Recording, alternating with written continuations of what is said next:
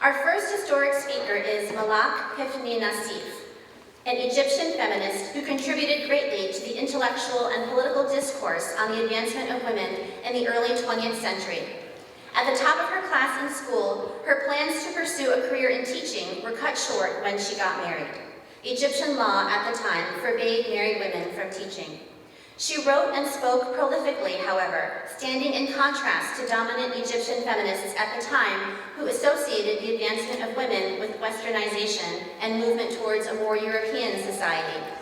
Her speech, "If I Had the Right to Legislate," which she presented to the Egyptian Legislative Assembly in 1909 at the age of 23, revealed her distinct vision for change.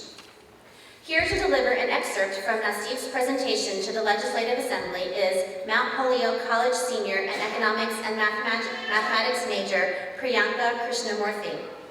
Ms. Krishnamoorthy comes from Colombo, Sri Lanka, but spent a great deal of her childhood abroad. Being an avid debater, she values leadership and public speaking skills and works actively on campus to inculcate these qualities in Mount Holyoke students through Model United Nations. In the future, she hopes to return to Sri Lanka and work in government and public policy reform. I present to you Priyanka Krishnamoorthy, reading as Malak Hifni Nasif.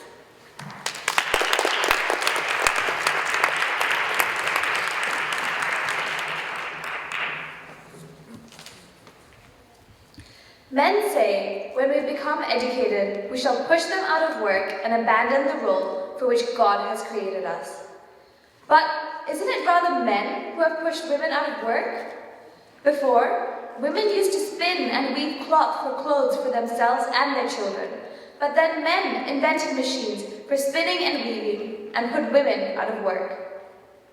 Men say to us categorically, "You women have been created for the house, and we have been created to be the breadwinners." Is this a God-given dictate? How are we to know this, since no holy book has spelled it out? Political economy calls for a division of labor, but if women enter the learned professions, it does not upset the system. The division of labor is merely a human creation. Some have exceeded men in courage and valor, such as Hawla bint al-Azbar al-Kindi, who impressed Umar ibn al-Khattab with her bravery and skill in fighting when she went to Syria to free her brother held captive by the Byzantines. Joan of Arc, who led the French army after its defeat by the English, encouraged the French to continue fighting and valiantly wage war against those who fought her nation. I'm not giving examples of women who became queens and were adept at politics, such as Catherine, Queen of Russia, Isabel, Queen of Spain, Elizabeth, Queen of England, Cleopatra, Shajarat al-Dur, the mother of Turan Shah, who governed Egypt. Our beliefs and actions have been a greater cause for the lesser respect that women accord us.